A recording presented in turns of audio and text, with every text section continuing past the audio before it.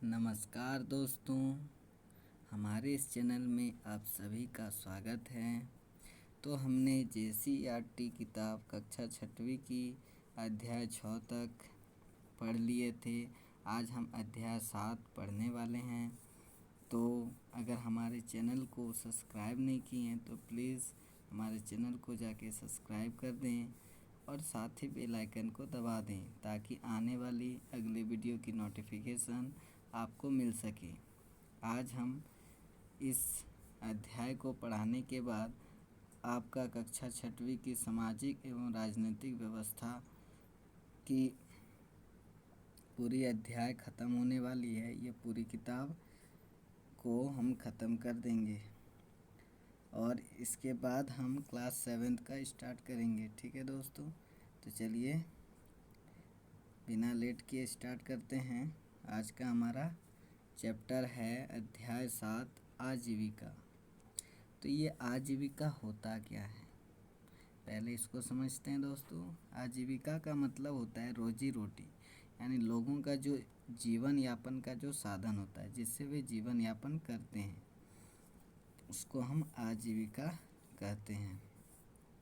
तो लोगों की जो रोजी रोटी होती है, यानी लोग कार्य करने के बाद जो आय को कमाते हैं, जो पैसे कमाते हैं अपने जीवन यापन को चलाने के लिए, यानी ऐसा कार्य जिसकी आय से जीवन का गुजारा हो सके, उसी को हम आजीविका कहते हैं।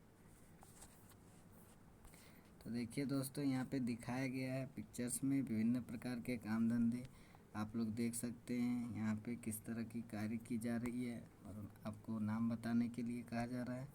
तो ये आप घर में कीजिएगा, हमें भी बताइएगा कमेंट सेक्शन में। तो चलिए स्टार्ट करते हैं। ग्रामीण क्षेत्र में आजीविका, यानी ग्रामीण लोगों की रोजी रोटी किस प्रकार से चलती है, वे क्या क्या काम करते हैं, चलिए देखते हैं। तो सबसे पहले कह रहा है दोस्तों कि भारत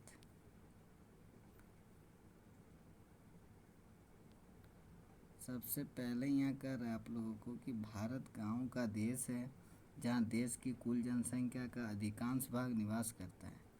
तो भारत गांव का देश क्यों कहा जाता है, क्योंकि भारत की अधिकतर क्षेत्र जो होती है वह गांव से बनी होती, मतलब भारत में अधिकतर अगर क्षेत्र देखा जाए तो गांव है और यहाँ की जो जनसंख्या है वह अधिकांश जो है गांव पर रहते हैं। उसी तरह हमारे राज्य की अगर बात की जाए, हमारे राज्य झारखंड में गाँवों की बहुलता है, यानी झारखंड राज्य में गाँवों की संख्या अधिक है और जनसंख्या का एक बड़ा भाग गाँवों में रहता है। ग्रामीण क्षेत्रों में विभिन्न प्रकार के लोगों की आजीविकाएं भिन्न भिन्न हैं। अगर ग्रामीण इलाकाओं में बात करें तो लोगों की आजीविकाएं अलग अलग हैं। जैसे लोगों की आजीविका मतलब रोजी रोटी के लिए कोई कृषि का कार्य करते हैं, कोई पशुपालन करते हैं, कोई व्यापार करते हैं। तो तरह तरह के आपको काम देखने को मिलते हैं गांव में। फिर भी कृषि गांव के लोगों का प्रमुख पेशा है, यानी कृषि गांव के लोगों का क्या है, प्रमुख रोजगार है। पेशा का मतलब रोजगार। हम बताते हैं दोस्तों, आप लोग शब्दों पर ज़्यादा ध्यान दीजिएगा ताकि आपको चीज़ें अच्छे से समझ में आए। तो कृषि जो है, कृषि गांव का प्रमुख रोजगार है। कृषि के अंतर्गत खेती एवं बागवानी को शामिल किया जाता है। कृषि के अंतर्गत क्या क्या आते हैं दोस्तों, खेती हो गया और बागवानी। बागवानी किसे कहते हैं, जो फूल पौधे को लगाते हैं, उनका देखभाल करते हैं, जिन्हें माली भी कहा जाता है। गांव में रहने वाले अधिकांश लोग किसान होते हैं। हालांकि कुछ लोग कृषि के अलावे अन्य पैसे जैसे दुकान चलाना, मिट्टी के बर्तन बनाना, लोहे के औजार बनाना आदि को अपनाते हैं। अतः यह सभी ग्रामीण समुदाय के अंग होते हैं। तो आप लोग गांव में देखते हैं अक्सर अधिकतर वहाँ के लोग जो होते हैं खेती गृहस्थी लोग होते हैं, यानी किसान होते हैं। और कुछ कुछ लोग जो होते हैं मिट्टी के बर्तन जैसे बनाते हैं, कोई कोई लोहे के औजार बनाते हैं, दुकान चलाना, फर्नीचर, तरह तरह के कार्य आपको देखने को मिलते हैं। अब कह रहा है विभिन्न प्रकार के किसान। तो देखिए भारत में सभी किसानों की स्थिति एक जैसी नहीं है, सब किसान एक जैसे नहीं देखने को मिलते हैं। यहाँ पे कुछ बड़े किसान हैं तो कुछ छोटे किसान हैं, और कुछ किसानों की स्थिति ना तो ज़्यादा बड़ी है और ना ज़्यादा छोटी है, यानी दोनों के बीच में, यानी इसे क्या कहा जाता है, मध्यवर्गीय या मंझोले किसान। यानी ना तो जो ज़्यादा बड़े किसान होते हैं ना छोटा किसान होते हैं, जो बीच के होते हैं उसे मध्यवर्ती किसान कहा जाता है। किसानों को उनके पास उपलब्ध ज़मीन के आधार पर विभिन्न वर्गों में रखा गया है। जो बड़े किसान होते हैं उनके पास 5 हेक्टेयर, जो बड़े किसान होते हैं उनके पास 5 हेक्टेयर से अधिक ज़मीन होती है। क्या कह रहा है दोस्तों, जो बड़े किसान होते हैं उसके पास 5 हेक्टेयर से अधिक ज़मीन होते हैं। 1 हेक्टेयर बराबर कितना होता है दोस्तों, 1 हेक्टेयर बराबर होता है 10,000 मीटर स्क्वायर। यानी आपकी अगर ज़मीन 100 मीटर की है चारों तरफ, इधर भी 100 मीटर इधर भी 100 मीटर, तो आपका जो भूमि होगा वह 1 हेक्टेयर होगा। यानी जो बड़े किसान होते हैं उसकी ज़मीन जो होती है वो 500 मीटर वर्ग स्क्वायर होती है। कितनी होती है दोस्तों, 500 मीटर वर्ग स्क्वायर। 1 हेक्टेयर बराबर कितना होता है, 10,000 मीटर स्क्वायर, याद रखिएगा। तो कह रहा है जो बड़े किसान होते हैं उनके पास 5 हेक्टेयर की ज़मीन होती है, और जो छोटे किसान होते हैं उनके पास 2 हेक्टेयर से कम होती है। यानी 2 हेक्टेयर से कम, यानी 1 हेक्टेयर हो सकती है, उससे भी कम हो सकती है, 1.5 भी हो सकती है, नहीं 2 से कम होनी चाहिए। तो जो 2 से कम हो, जिसके पास 2 हेक्टेयर से कम भूमि हो, वो छोटे किसान कहलाते हैं। जिनके पास 5 हेक्टेयर से अधिक होती है वो बड़े किसान कहलाते हैं। सामान्यतः बड़े किसान अपने ज़मीन पर खुद से खेती नहीं करते। देखिए दोस्तों, जो बड़े किसान होते हैं वह खुद से खेती नहीं करते हैं, बल्कि भूमिहीन किसानों को पट्टे पर अपनी ज़मीन देकर खेती करवाते हैं। यानी जो भूमिहीन किसान का मतलब क्या हो गया, जिनके पास भूमि ना है, वह जिनके पास भूमि नहीं है वे किसान क्या करते हैं, इनसे ज़मीन लेकर खेती करते हैं। और कभी कभी वे विभिन्न खेतिहर मजदूरों से भी खेती करवाते हैं। खेतिहर मजदूर जो होते हैं उनसे भी खेती करवाते हैं। ये भी, इनके पास भी उतनी ज़मीन नहीं होती है। ये लोग जो होती है बड़े किसानों के पास खेत लेकर खेती करते हैं, और उन्हें नगद में या तो कुछ अनाज मिल जाता है या कुछ रकम मिल जाती है। ये किसान अनाजों के अलावा व्यावसायिक फसलों जैसे कपास, गन्ना, कहवा आदि की खेती करते हैं। तो वहाँ पे धान गेहूँ के अलावे किसान लोग और क्या क्या करते हैं, कपास की खेती, कहवा की खेती, गन्ने की खेती, तरह तरह की खेती करते हैं। अनाजों में धान, गेहूँ, मक्का आदि का उत्पादन प्रमुख रूप से होता है। अगर अनाज की बात करें, अनाज हम किसे कहते हैं, जिसे हम अधिक मात्रा में जो हम अनाज को खाते हैं, जैसे धान, गेहूँ, ये हमारा अनाज हो गया। इसके द्वारा परिवार के भरण पोषण की आवश्यकताओं के अतिरिक्त उत्पादन किया जाता है। हम क्या करते हैं दोस्तों, अनाज उपजाते हैं ताकि परिवार के भरण पोषण हो सके। अतः अतिरिक्त अनाजों को ये बाज़ार में बेचते हैं। मान लीजिए किसी किसान के पास ज़्यादा खेत है तो वह अपने भरण पोषण करने के बाद जो अनाज उनके पास बच जाते हैं वह क्या करते हैं, उन्हें बाज़ार में ले जाकर बेचते हैं, और इस प्रकार से प्राप्त रुपए से अपनी अन्य आवश्यकताओं को पूरा करते हैं। वे उनसे जो रुपए प्राप्त होते हैं, जो वे अनाज को बेचने के बाद उन्हें जो पैसे मिलते हैं, उनसे वह तरह तरह की आवश्यकता, जो उनकी ज़रूरत चीज़ होती है, उन्हें खरीदते हैं। जैसे कि कुछ रुपए को भविष्य के लिए बचा कर रखते हैं। वे क्या करते हैं, आने वाले समय के लिए बचा के रखते हैं। मान लीजिए अगले साल खेती करनी है, तो खेती करने के लिए कृषि की तरह तरह की उपकरण या उपकरण लेनी पड़ती है, खाद बीज लेनी पड़ती है, कीटनाशक दवाइयाँ लेनी पड़ती है। तो इसे खरीदने के लिए वह क्या करते हैं, इन रुपयों को भविष्य के लिए बचा के रखते हैं। यही इनका प्रमुख आवश्यकता होती है। यानी और कभी कभी क्या होता है दोस्तों, कभी कभी इन्हें सिंचाई भी करनी पड़ती है, तो उनमें भी क्या होते हैं, पैसे खर्च होते हैं।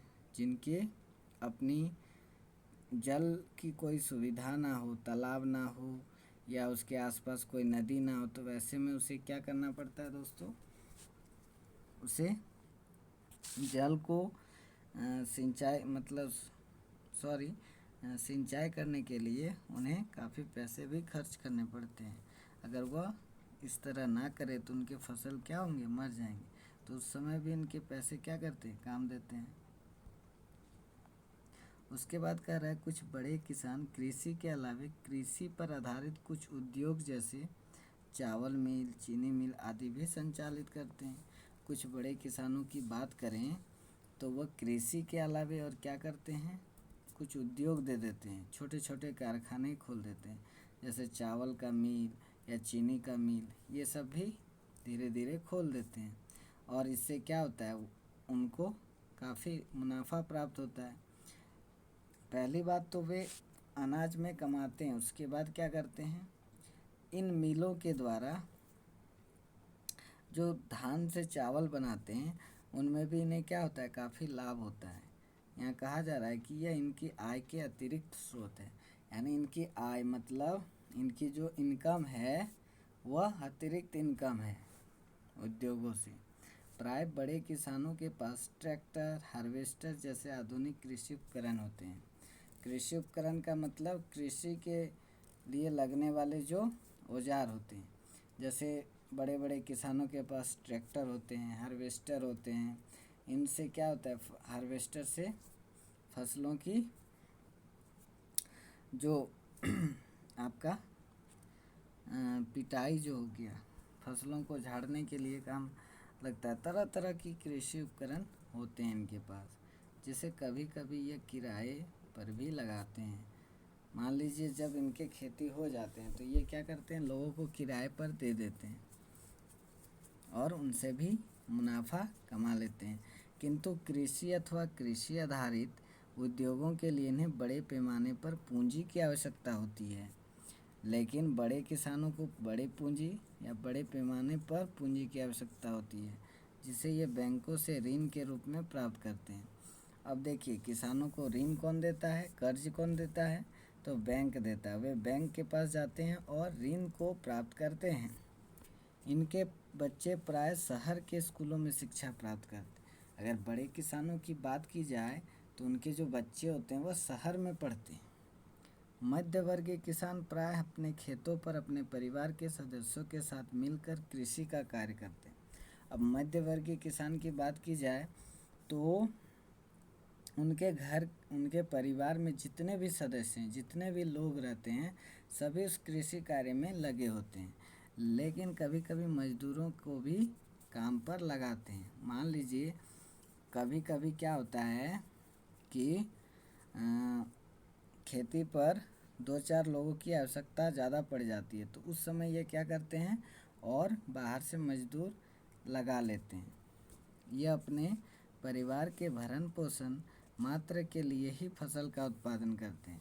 बड़े किसान क्या करते थे, वो अतिरिक्त अनाज का उत्पादन करते थे और उन्हें बेचते थे। लेकिन ये क्या करते, अपने परिवार के भरण पोषण के लिए जितना उन्हें आवश्यक है उतना ही उत्पादन कर पाते हैं, क्योंकि इनके पास भूमि जो है सीमित है, अधिक भूमि है नहीं कि ये अधिक उत्पादन करे।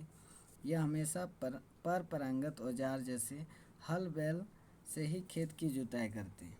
आपने बड़े किसानों पर क्या देखा कि वे ट्रैक्टर और हार्वेस्टर जैसे आधुनिक कृषि का उपकरण करते हैं, लेकिन ये क्या करते हैं, प्राचीन से जो चलती आ रही है उसी को वह अपनाते। ये आधुनिक उपकरण नहीं अपना पाते क्योंकि इनके पास उतनी पैसे नहीं हैं जो यह आधुनिक उपकरण को खरीद सके। तो यह हल बैल के द्वारा ही खेत की जुताई करते हैं। कभी कभी क्या करते हैं, यह ट्रैक्टर को किराए पर लगा लेते हैं। कभी कभी ट्रैक्टर को भी किराए पर खेत की जुताई के लिए लगा लेते हैं। यह सामान्यतः धान, गेहूँ, जौ, चना तथा सब्जियां आदि की खेती करते हैं। छोटे किसानों की खेती अच्छी नहीं होती है। इनके पास उनकी ज़रूरतों की अपेक्षा खेत बहुत ही कम होता है। छोटे किसानों के पास बहुत ही कम भूमि होता है, यानी 2 हेक्टेयर से भी कम होता है। यह प्राय बड़े किसान के खेतों में पट्टेदारी खेती करते हैं।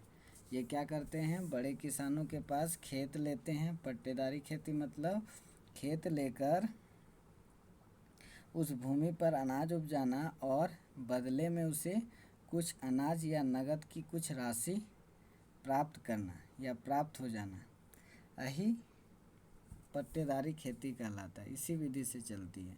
परिवार के आकार में वृद्धि के कारण जमीनों का बंटवारा होता है। देखिए, छोटे वर्ग के किसानों के पास भूमि क्यों घटती जाती है, क्योंकि परिवार जैसे वृद्धि करता है तो ज़मीनों का क्या होता है, बंटवारा होता है। मान लीजिए एक घर में 4 भाई है, तो 4 भाई जब बड़े हो जाएंगे तो क्या होंगे, तो जब वह अलग हो जाएंगे तो उनका जो भूमि है वह तो सीमित नहीं रहेगा, वह क्या होगा और छोटे छोटे टुकड़ों में बंट जाएंगे, जिससे उनकी भूमि क्या होगी, दिन ब दिन कम होती जाएगी। जिस कारण धीरे धीरे ये छोटे किसान भूमिहीन किसान में बदल जाएंगे और एक समय ऐसा आएगा कि इनके पास भूमि ही नहीं रहे या भूमि बहुत कम रहे। अतः कभी कभी अपने जीविकोपार्जन के लिए ये शहरों की ओर पलायन करते हैं। कभी कभी ये क्या करते हैं दोस्तों, जब इनका गांव में आजीविका नहीं चलती है, इनकी रोजी रोटी नहीं चलती है, तो ये क्या करते हैं, अपने दैनिक जीवन को चलाने के लिए शहरों की ओर चले जाते हैं। पलायन मतलब एक स्थान से दूसरे स्थान जाने की जो क्रिया होती है, तो ये शहरों की ओर चले जाते हैं। इनका पलायन कभी कभी स्थायी होता है। ये जहाँ पे कभी कभी क्या करते हैं, ये जहाँ जाते हैं वहीं पे रह जाते हैं, स्थायी हो जाते हैं। और कभी कभी क्या करते हैं, कुछ लोग बाहर जाने के बाद कुछ महीनों के लिए काम की तलाश में बाहर जाते हैं और पुनः घर वापस लौटते हैं। फिर जब खेती गृहस्थी का काम ख़त्म हो जाता है तो फिर यह बाहर चले जाते हैं और फिर खेती के समय यह घर वापस आ जाते हैं। तो बहुत तरह के गांव में लोग होते हैं। कुछ लोगों को शहरों में ही रहना पसंद होता है, तो वहीं पे जाके सेटल हो जाते हैं। इनके बच्चे प्राय गांव के ही स्कूल में पढ़ते हैं।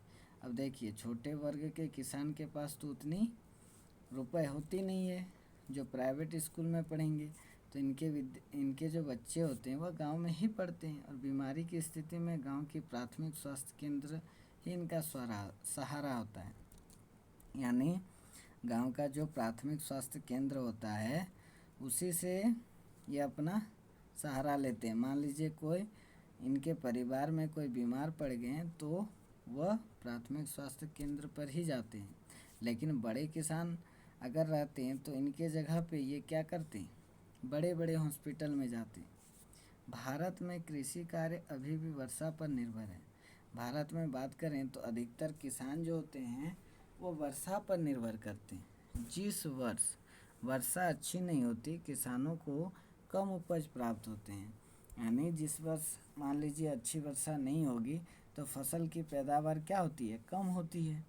बड़े किसान तो सिंचाई के साधन जैसे कुआं, तालाब, डीजल पंप या बिजली पंप आदि की व्यवस्था कर लेते हैं। बड़े किसानों के पास आय रहती है, आय होने के कारण क्या करते हैं, वे सिंचाई के जो भी साधन होते हैं उसको वह व्यवस्था कर लेते हैं, चाहे वह कुओं से हो, तालाब से हो, नदी से हो, किसी तरह से हो, डीजल पंप या बिजली पंप से वह सिंचाई कर लेते हैं और किसी तरह वह फसल का उत्पादन कर लेते हैं। लेकिन छोटे और मंझले किसान के पास इन सारी जो सिंचाई के साधन हैं ये इनके पास उपलब्ध नहीं होते, और उपलब्ध होते हैं तो यह कर नहीं पाते हैं क्योंकि इनके पास पैसे ही नहीं होते हैं उतने। यही इन दोनों में फ़र्क है। उन्हें तो वर्षा पर ही अपनी खेती के लिए निर्भर रहना पड़ता है। किसी छोटे और मंझले किसान जो होते हैं वे वर्षा पर ही निर्भर रहते हैं। अब देखिए, खेतीहर मजदूर।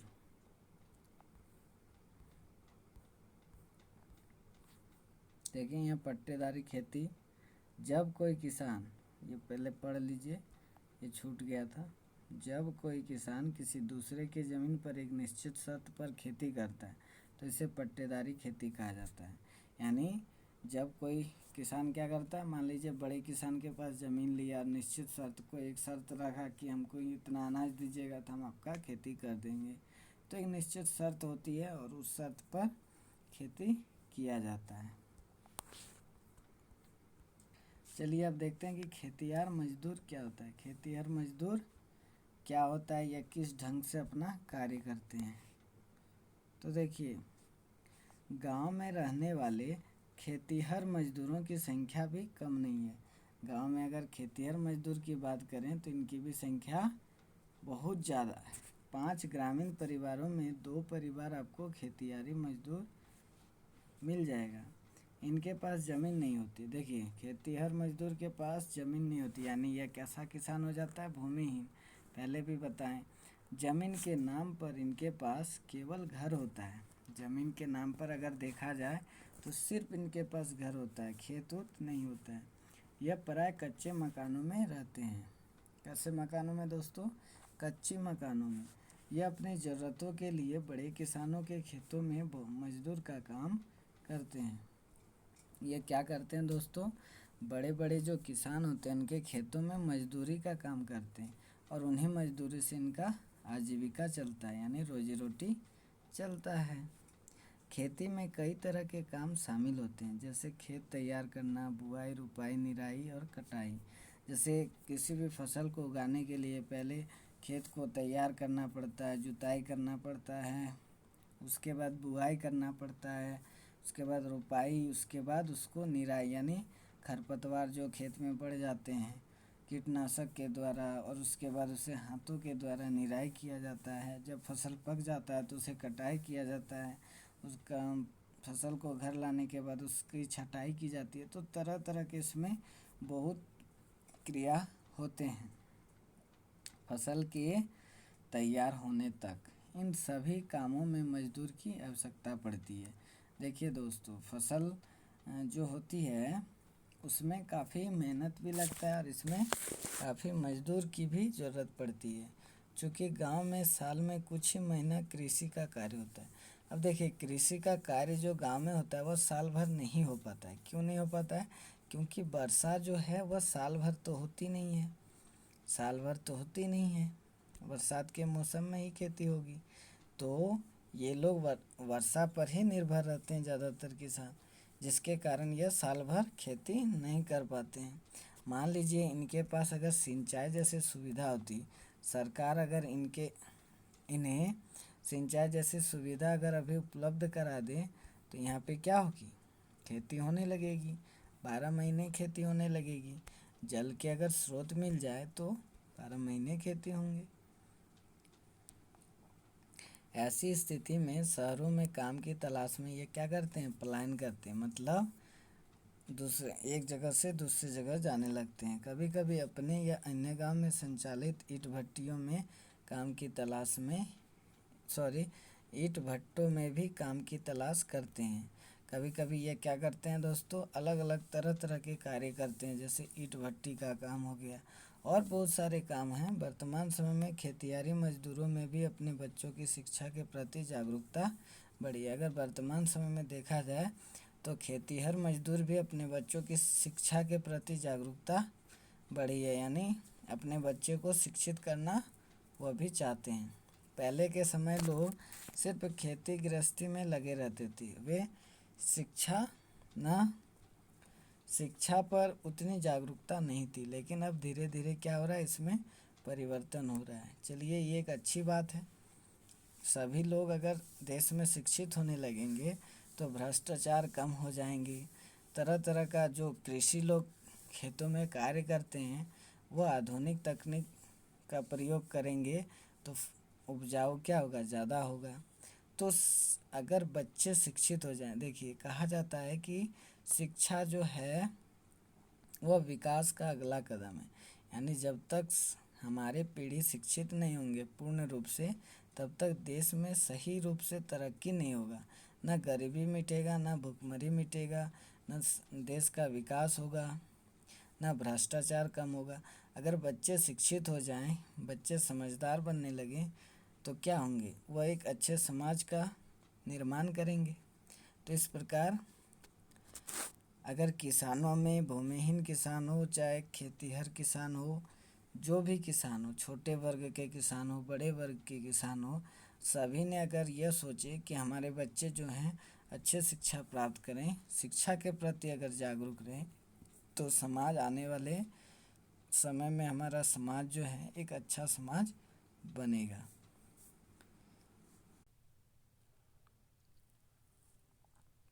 अब आता है दोस्तों ग्रामीण समुदाय के पेशेवर सदस्य। प्राय हर गांव में आपको ऐसे परिवार मिल जाएंगे जिनके सदस्य खास तरह के काम करते हैं। जैसे आपको लोहे के औजार बनाने वाले लोग मिल जाएंगे। मिट्टी के बर्तन में जैसे घड़ा बनाने वाले लोग आपको मिल जाएंगे। घड़ा में जैसे कोई गिलास, सुराही, दीपक बनाते हैं। प्राचीन काल में यह समुदाय किसानों को इन वस्तुओं की पूर्ति करते थे। प्राचीन समय की बात की जाए तो यह समुदाय क्या करते थे, इन वस्तुओं की पूर्ति करते थे किसानों को, और बदले में उन्हें अनाज मिल जाता था। यानी उनकी आजीविका क्या थी, ये सारे कार्य करना और उन्हें किसानों को इन वस्तुओं को देना, और बदले में उन्हें अनाज मिल जाता था वर्ष भर खाने के लिए। इसके अलावा कुछ परिवार के लोग लकड़ियों के काम में पारंगत होते थे। यानी लकड़ियों के काम में वह मतलब एक्सपर्ट होते थे। यह लकड़ी से फर्नीचर, दरवाज़ा तथा खिड़की आदि बनाते थे। वहीं कुछ परिवार के लोग गांव के अन्य लोगों के बाल दाढ़ी बनाने के काम करते थे। यानी गांव में आपको तरह तरह के लोग देखने को मिलते थे। कोई लकड़ियों के काम करते थे, कोई लोगों की बाल दाढ़ी बनाते थे, तथा कुछ परिवार के लोग कपड़ा धोने, इस्त्री करने का काम करते थे। चूँकि गांव में इन लोगों को पर्याप्त आय नहीं हो पाती थी। क्यों नहीं हो पाते थे? क्योंकि गांव के लोग उतने अमीर नहीं होते थे, वे कृषि पर निर्भर करते थे। उन्हें 12 महीने की काम नहीं मिलती थी, वर्ष भर उन्हें काम नहीं मिलते थे, जिनके कारण लोगों की आय उतनी अच्छी नहीं हो पाती थी। तो इस कारण वह क्या करते थे, शहरों या कस्बों में सैलून, ड्राई क्लीनर तथा फर्नीचर बनाने के कारखानों में काम करने लगते थे। ऐसे लोग जिनकी आजीविका नहीं चलती थी गांव में, वह शहर में जाकर ये सारे कार्य करते थे। कुछ का शहरों में अपनी परंपरागत दुकानें भी हैं। अब कुछ लोग जो बस जाते थे शहर में रहते रहते, और धीरे धीरे अपनी एक छोटी मोटी दुकान भी खोल देते थे। आपको प्राय हर गांव में कई दुकानें मिल जाएंगी। यह दुकानें प्राय गांव के ही लोगों की होती है। क्या बोल रहा है दोस्तों, गांव में आप जाएंगे तो गांव में कई दुकानें मिल जाती है, और ये जो दुकान होती है वह गांव के लोगों की ही होती है। दैनिक जीवन के लिए आवश्यक वस्तु में जैसे हम अनाज का, जो हमारा रोज का यानी जो हमें रोज ज़रूरत पड़ती है, जैसे अनाज, साबुन, तेल, मसाला, बिस्कुट, माचिस, दालें, ये सभी जो हैं दुकानों पर मिल जाती हैं। आज गांव के प्राय हर घर में मोबाइल, मोटरसाइकिल तथा टेलीविज़न मिलते हैं। अतः इन वस्तुओं के मरम्मत की दुकानें भी गांव में मिलती है। देखिए, आज का अगर देखा जाए गांव में, तो हर घर में मोबाइल, मोटरसाइकिल और टेलीविज़न, ये तो देखने को अवश्य मिलते हैं। लेकिन पहले के समय में इतनी ये सारी चीज़ें नहीं होती थी। पहले के समय में क्या होते थे, किसी एक के घर में टीवी होती थी, और उस मोहल्ले, उस गांव के सारे लोग वहाँ देखने के लिए जाते थे। या किसी एक घर में मोबाइल फ़ोन होती थी, तो सारे लोग वहाँ बात करने के लिए जाते थे। लेकिन अब घर घर आपके जाके मोबाइल है, मोटरसाइकिल है, टेलीविज़न है। तो दोस्तों, जहाँ पे ये सारी चीज़ें आ जाती है, तो उसके साथ साथ उसकी दुकानें खुल जाती हैं मरम्मत के लिए। तो ये दुकानें गांव में अब मिल जाते हैं।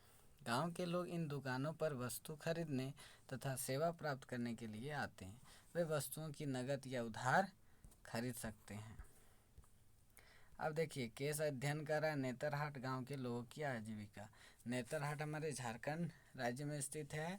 और नेतरहाट कहाँ है दोस्तों, याद रखिएगा, तो लातेहार जिला के महुआटांड़ प्रखंड के एक गांव में, यहाँ दिया हुआ है, झारखंड के लातेहार जिला के महुआटांड़ प्रखंड के गांव में नेतरहाट स्थित है। अगर पूछा जाए नेतरहाट झारखंड के किस जिले में स्थित है, तो उत्तर दीजिएगा लातेहार। यह चारों ओर पहाड़ियों एवं जंगलों से घिरा हुआ प्रकृति की गोद में बसा हुआ है। यानी नेतरहाट जो है दोस्तों, नेतरहाट जो है वह चारों ओर चारों ओर से पहाड़ों और जंगलों से घिरा हुआ है। मतलब इधर भी पेड़ है, इधर भी पेड़ है, इधर भी पहाड़ है, चारों ओर से पेड़। यानी एक तरह से कह सकते हैं कि यह प्रकृतियों के गोद में बसा हुआ है। यानी चारों ओर से प्रकृति है और बीच में यह गांव है। कितना सुंदर सा गांव है। इसे झारखंड का कश्मीर और छोटा नागपुर की रानी भी कहा जाता है। इसी कारण से इसे क्या कहा जाता है दोस्तों? झारखंड का कश्मीर और छोटा नागपुर का रानी कहा जाता है। तो यहाँ से प्रश्न आ सकता है कि झारखंड का कश्मीर किसे कहा जाता है या छोटा नागपुर की रानी किसे कहा जाता है? तो उत्तर कीजिएगा नेतरहाट। यहाँ राज्य का प्रसिद्ध शैक्षणिक संस्थान नेतरहाट आवासीय विद्यालय स्थित है। नेतरहाट का जो शैक्षणिक संस्थान है वह टॉप 10 में जो आता है झारखंड के शैक्षणिक संस्थान, उनमें से एक है नेतरहाट आवासीय विद्यालय। अब देखिए उसके विद्यालय के बारे में क्या दिया गया और गांव के बारे में। यहाँ के लोगों की प्रमुख आजीविका कृषि एवं पशुपालन है। यानी वहाँ के लोगों की रोजी रोटी यानी जीवन यापन का साधन क्या है? कृषि और पशुपालन। यानी कृषि पर ही वे निर्भर रहते हैं, कृषि और पशुपालन करते हैं। दूसरा और कोई कार्य नहीं होता है वहाँ के लोगों का। यहाँ अनाज में जैसे मकई, मड़ुआ, दलहन में अरहर, उड़द, तिलहन में तिल, अलसी, सोयाबीन के फसलों को उगाया जाता है। यहाँ के किसान सब्जियों की भी खेती करते हैं। यानी आप देख सकते हैं कि यहाँ के लोग जो हैं खेतों पर ज़्यादा निर्भर होते हैं। अब कह रहा है इसमें कि खास बात तो यह है कि यहाँ बरसाती आलू भी उगाया जाता है। बागवानी पर भी कुछ लोग अपने जीविकोपार्जन के लिए निर्भर हैं। यानी क्या कह रहा है कि यहाँ खास बात एक यह है कि बरसाती आलू उगाए जाते हैं। यानी बरसात के मौसम में जो आलू उगाए जाते हैं वह आपको वहाँ देखने को मिलते हैं। बागवानी यानी जो माली लोग होते हैं जो बगीचे में फूल फल की देखभाल करते हैं, उन्हें उगाते हैं, तो बागवानी पर कुछ लोग अपने जीविकोपार्जन के लिए निर्भर होते हैं। यहाँ नाशपाती के कई बागान हैं। यहाँ की नाशपातियाँ शहरों में बेची जाती है। आप लोग तो नाशपाती खाए होंगे तो ज़रूर बताइएगा नाशपाती का जो स्वाद होता है वह किस तरह से होता है। आप लोग नाशपाती को अगर खाएं तो प्लीज़ बताइएगा। इसके अलावा आम के कुछ बागान मिलते हैं। खेती के अलावा यहाँ के लोग बकरी पालन, मधुमक्खी पालन एवं मुर्गी पालन जैसे कार्यों का संलग्न है। और लोग क्या करते हैं खेती के अलावा? जैसे बकरी को पालना, मधुमक्खी को पालना या मुर्गी को पालना, ये सारे कार्य यहाँ के लोग करते हैं। यहाँ बाँस की टोकरी, मिट्टी के बर्तन बनाने आदि के कार्य भी होते हैं। बाँस जो होता है, बाँस दोस्तों बम्बू जिसको बोलते हैं, बाँस जो होती है उससे बाँस को छीलकर उससे टोकरी बनाई जाती है। और मिट्टी के बर्तन भी यहाँ बनाए जाते हैं। जैसे घड़ा हो गया, सुराही हो गया, आपका जाके दीपक हो गया, गिलास हो गया, तरह तरह की चीज़ें बनाई जाती हैं। दैनिक जीवन में उपयोग आने वाली वस्तुओं की अनेक छोटी एवं मंझली किस्मों की दुकानें यहाँ है, जहाँ दैनिक जीवन के लिए उपयोगी वस्तु एवं कृषि कार्य में प्रयुक्त वस्तु तथा भवन निर्माण सामग्री बिकती है। अगर देखा जाए नेतरहाट में, तो नेतरहाट में कृषि कार्य संबंधित वस्तु, दैनिक कार्य संबंधित जितने भी वस्तु है सभी वहाँ जो हैं बिकती हैं। जैसे भवन निर्माण में आपका सीमेंट छड़ हो गया, या कृषि कार्य में जैसे खाद, बीज, कीटनाशक दवाइयाँ, ये सारी जो हैं उन गाँव की दुकानों में आपको मिल जाएंगे। नेतरहाट में शिक्षक देखिए, नेतरहाट में शिक्षक, नर्स, नाई, बढ़ई, साइकिल मरम्मत करने वाले और लोहार आदि अपनी सेवाएं देते हैं। नेतरहाट में सभी लोग, जितने भी लोग हैं, शिक्षक हो, नर्स हो, ये सारे लोग जो होते हैं ये क्या करते हैं? उनमें सेवा प्रदान करते हैं। लोगों को क्या करते हैं? सेवा प्रदान करते हैं। यहाँ के कुछ लोग खेतिहर मजदूर भी हैं। खेतिहर मजदूर होते हैं जो गांव के बड़े किसानों के खेतों में काम करते हैं। या खेतिहर मजदूर जो होते हैं वह क्या करते हैं? गांव के बड़े किसानों के खेत में ये क्या करते हैं? बड़े किसानों से खेत लेते हैं और वे खेती करते हैं। जब फसल अनाज हो जाता है तो बदले में इन्हें कुछ अनाज या कुछ रकम मिल जाती है, जिससे इनका जीवन यापन चल सके। लेकिन वर्ष भर काम नहीं मिलने के कारण पास के शहर में जाकर मजदूरी एवं छोटे बड़े वाहन चलाने का काम करते हैं। अब देखिए, खेतीहर मजदूर को 12 महीना तो गांव में काम नहीं मिलता है। जब वर्षा होती है तो फसल होती है, और जब तक फसल की काम होती है तो गांव में रहते हैं। जब कृषि का कार्य खत्म हो जाते हैं तो यह शहरों की ओर चले जाते हैं। पास के शहरों में जाके वो मजदूरी का काम करते हैं या फिर छोटे बड़े वाहन को चलाते हैं। गांव के कुछ लोग पास के बॉक्साइट खदान में खनन मजदूर के रूप में काम करते हैं।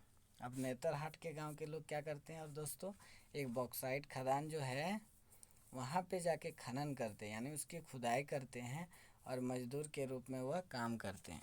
यानी खुदाई जो कराते हैं उन्हें बदले में पैसे देते हैं। नेतरहाट गांव के कुछ भूमिहीन लोग वन्य उत्पादकों जैसे जलावन की लकड़ी, चारा, दातुन, पत्ते, जड़ी बूटी आदि पर भी अपने जीविकोपार्जन के लिए निर्भर होते हैं। गांव में देखिएगा तो और बहुत सारे ऐसे लोग मिल जाएंगे जो जंगलों में घूम घूम कर जड़ी बूटियाँ, तरह तरह की चीज़ लाते हैं, या दातुन, चारा या फिर जलावन की लकड़ी के लिए जाते हैं, और उससे उनका जीवन यापन होता है। कोई जलावन की लकड़ी को ले जाकर बाज़ार में बेचते हैं, कोई दातुन को बाज़ार में ले जाकर बेचते हैं, कोई जड़ी बूटियों से दवाइयाँ बनाकर बेचते हैं। तो तरह तरह का लोगों का जो है जीविकोपार्जन है, यानी लोगों का रोजी रोटी का तरह तरह से साधन है। वहीं कुछ लोग वन तुलसी के बीजों को एकत्र कर बाजार में बेचते हैं। तो यह नेतरहाट की लोगों की जो थी जीविकोपार्जन थी, यानी लोगों की आजीविका थी कि लोगों की जीवन यापन का साधन क्या है। अब आते हैं शहरी आजीविका, यानी शहर के लोगों की कैसी स्थिति होती होगी, शहर के लोग कैसे कमाते होंगे, कैसे उनकी रोजी रोटी चलती होगी, यह भी देखते हैं। तो भारत में 5,000 से ज़्यादा शहर हैं एवं कई महानगर हैं। अगर भारत की बात करें तो भारत में दोस्तों 5,000 से भी ज़्यादा शहर हैं। कितने शहर? 5,000 से भी ज़्यादा, और कई महानगर हैं। कई बड़े बड़े महानगर भी हैं, जैसे दिल्ली हो गया, मुंबई, कोलकाता, चेन्नई, ये सारे जो हैं महानगर में आते हैं। दोस्तों, ये शहरों से भी बड़े होते हैं। महानगर जो होते हैं वह शहरों से भी बड़े होते हैं। तो दिल्ली, मुंबई, कोलकाता, इनके तो नाम आप अक्सर सुनते हैं। तो ये बहुत ज़्यादा बड़े बड़े होते हैं। प्रत्येक महानगर में 10 लाख से भी ज़्यादा लोग रहते हैं। इन महानगरों में कितने लोग रहते हैं दोस्तों? 10 लाख से भी ज़्यादा, और विभिन्न प्रकार के काम धंधे करते हैं। ऐसा कहा जाता है कि शहर में ज़िंदगी कभी रुकती नहीं है, क्योंकि देखिए दोस्तों, शहर में जो गांव होता है, मान लीजिए एक शहर है, तो गांव के लोग जो होते हैं वह हमेशा कृषि पर तो निर्भर नहीं रह सकते हैं, क्योंकि उन्हें रोजी रोटी अपनी आय को चलाना है। रोजी रोटी जो उनकी रोजी रोटी है उनको तो लाना ही पड़ेगा, नहीं तो वह खाएंगे क्या। इसके कारण यह क्या करते हैं, शहरों की ओर चल पड़ते हैं। यानी चारों ओर से जो इस शहर के आसपास के जो चारों ओर गांव होते हैं, वह गांव के लोग कहाँ चल जाते हैं? शहरों की ओर चल जाते हैं। और शहर में लोगों की आबादी, लोगों की भीड़ क्या होती है? बढ़ जाती है, और यहाँ तरह तरह के कार्य करते हैं। कुछ लोग शिक्षा के लिए शहर जाते हैं, शिक्षा प्राप्त करने के लिए, कुछ लोग काम करने के लिए, कुछ लोग दूसरे कार्य के लिए। तो तरह तरह के लोग जो होते हैं गांव से शहर जाते हैं। इसी कारण शहर में जो होती है, शहर में रोजगार भी उपलब्ध हो जाती है और लोगों को काम भी मिल जाता है 12 महीना। लेकिन गांव में ऐसा नहीं होता है दोस्तों। अब फुटपाथ व्यापारी, देखिए फुटपाथ में जो दुकानदार सब होते हैं उनका कैसे आजीविका होती है। शहर में कई लोग सड़कों के किनारे या फुटपाथ की तरह तरह की वस्तुओं को बेचते हैं। आप लोग अक्सर देखते होंगे बाज़ार के साइड में जो नीचे पे जो साइड में दुकानें लगाई जाती है, उसे हम लोग फुटपाथ की दुकान कहते हैं। और ये क्या करते हैं, तरह तरह की वस्तुएं बेचते हैं। ऐसे लोगों को अपना काम खुद ही संभालना पड़ता है। वे माल खरीदने एवं दुकान लगाने की योजना स्वयं बनाते हैं। उनकी दुकानें अस्थायी होती है, और वे क्या करते हैं, वो जितने भी सामान खरीदना है, दुकान लगाना, दुकान को समेटना, ये सारे कार्य वो स्वयं करते हैं। और उनकी दुकान भी स्थायी नहीं होती है, यानी अस्थायी होती है, वह कभी भी हटाया जा सकता है। कभी कभी तो नाली के ऊपर बांस की पटरियां बिछाकर और उस पर गत्ते या पुराने अखबार फैलाकर दुकानें फैलाई जाती है। मान लीजिए किसी जगह पे कीचड़ है, गंदगी है, नाली है, तो वहाँ पे क्या करते हैं दोस्तों, ऐसे में ये लोग बांस के जो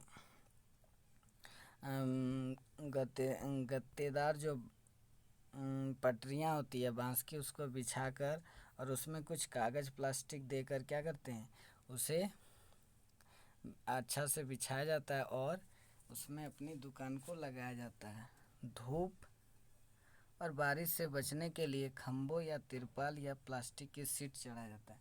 अब देखिए, उनकी दुकान तो किसी चीज़ की बनी नहीं होती है, वह अस्थायी होती है, वह कहीं भी अपना जो सामान होता है ले जाकर बेचते हैं। तो वह क्या करते हैं, ऐसे समय में वह प्लास्टिक या तिरपाल को लगाकर 2-4 खंभे गढ़कर धूप से बचने के लिए ऐसा करते हैं। ठेले वाले सड़कों पर जो खाना या नाश्ता बेचते हैं वह ज़्यादातर उनके घर में तैयार होता है। अब देखिए, ठेले वाले जो होते हैं वे अधिकतर जो खाना होते हैं वह घर से बना कर लाते हैं और कुछ कुछ वहाँ पे बनाया जाता है, क्योंकि उनके पास जगह जो होती है कम होती है। कुछ ठेले वाले गली गली घूमकर साग सब्जी, फल, प्लास्टिक का सामान जैसे बाल्टी, मग आदि बेचते हैं। तो ये आप सब अक्सर गांव में देखते होंगे।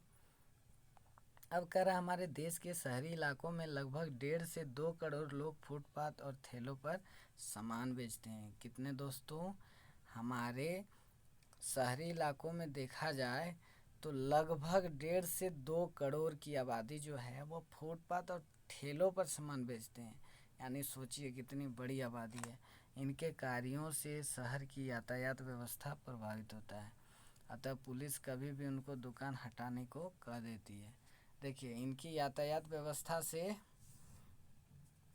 क्या होती है, मतलब इनके जो कार्य होते हैं उससे शहर की यातायात व्यवस्था प्रभावित होते हैं, अतः पुलिस भी कभी कभी क्या करते हैं, इसके दुकानें को हटाने के लिए कह देते हैं। उनके पास अपनी इस आजीविका का कोई सुरक्षा नहीं होता है। देखिए, इन लोगों के पास किसी प्रकार की कोई सुरक्षा नहीं होता है जिससे वो अपनी रोजी रोटी को बचा सके। लेकिन कई संस्थानों के प्रयास से फुटपाथ दुकानदारी की स्थिति में सुधार लाया जा रहा है। लेकिन अब कई सारे संस्थाओं ने इन पर प्रयास किया, इनके बारे में सोचा, इनके बारे में कार्य करने लगा है और कहा गया कि इन सारे जो फुटपाथ दुकानदार हैं उनकी स्थितियों पर सुधार लाया जाएगा। सरकार भी उस कानून को बदलने का विचार कर रही है जिससे उन पर प्रतिबंध लगा हुआ है, यानी जिस पर उन्हें रोक लगा दिया गया है उसको अब सरकार जो है बदलने की कोशिश की जा रही है। कानून में बदलाव आने पर उनके पास जीवन यापन हेतु काम करने की जगह होगी और शहरों में लोगों का आवागमन, यानी लोगों की आना जाना एवं यातायात की सुगम रूप से हो पाएगा। यानी लोगों की आवागमन सुगम रूप से, अच्छी रूप से हो पाएगा। ऐसा सुझाव है कि शहरों में कुछ इलाके फुटपाथ और ठेलों पर सामान बेचने वाले के लिए तय कर दिए जाएं तथा उन्हें खुले रूप में आने जाने की अनुमति हो, ऐसा कहा जा रहा है।